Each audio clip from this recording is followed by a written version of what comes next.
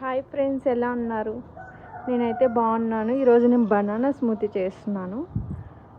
ఇలాగ బనానాస్ తీసుకొని కట్ చేసుకోవాలి పీసెస్గా. తర్వాత అన్ని బనానాస్ ఇలా కట్ చేసుకున్న తర్వాత మనం 1 టీ స్పూన్ హనీ యాడ్ చేసుకోవాలి.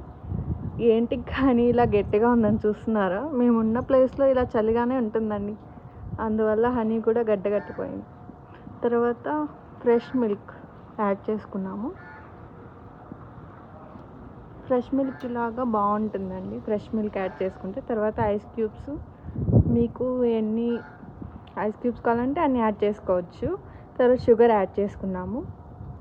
మీకు షుగర్ వద్దనుకుంటే బనానా స్వీట్ సరిపోతుంది అనుకుంటే స్వీట్ ఓకే.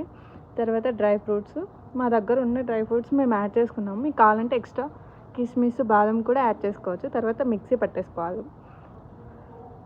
స్మూత్గా పేస్ట్ చేసుకున్న తర్వాత ఇదండి బనానా స్మూతీ రెడీ. ఎలా ఉంది? టేస్ట్ చేసి చెప్పండి.